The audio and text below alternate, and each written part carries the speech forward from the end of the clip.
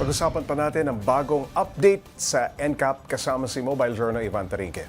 Ivan, meron ka bang nakausap na nakatanggap na agad ng text o email dahil sa paglabag sa trapiko? Sa ngayon, PUBG, wala pa naman, no? Pero kasi nga kahapon lang naman ito inilabas, no? Kahapon lang talaga inulunsad. No? Kanina yung mga nagtatanong-tanong tayo dun sa mga motorista, sa mga riders, sa mga drivers, no? Kung kamusta, pabor na pabor sila, PUBG. Actually, kasi yun na nga, kasi dati kasi mag-aantay ka ng ilang araw. Guessing game. Guessing game.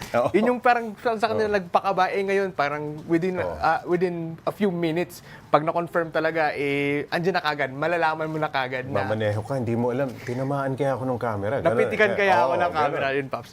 Hindi ba kalalabas lang ng website ng MMDA para ma-check ng mga motorista bakit nag-update na agad sila na meron ng, yun nga, yung real-time, through text at email?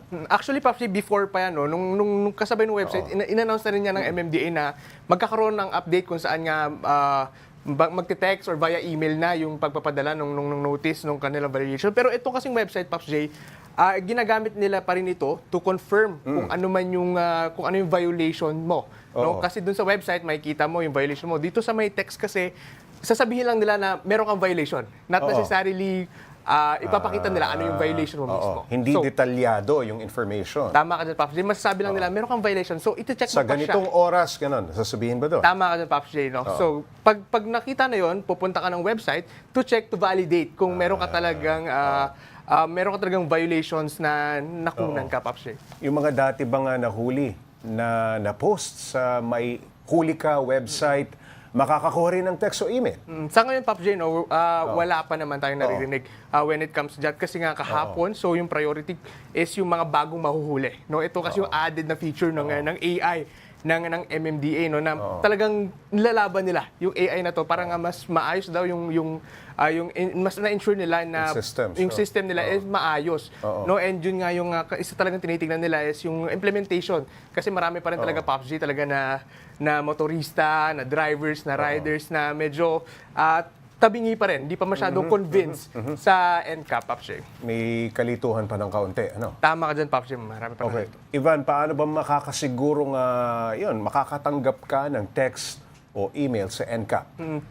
Yun nga, Pops, no? Dun sa text, it's, ang lalabas lang dapat is MMDA_NCAP.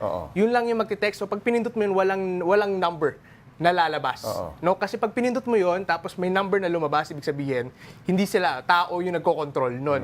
And yung sa may email naman, Pops J, nakalagay doon, no replied, -mda.gov.ph. So, yun yung dalawang avenue lang ng MMDA na for sure na may papadala nila, plus wala daw silang ipapadalang any links. Dahil yun yung, pag nagpadala kasi ng links, Pops, marami, for sure, scam na. So, yun yung iniiwasan din nila sa ganito, Pops. Ayun, maraming salamat, Mobile Journal Ivan Tarinque.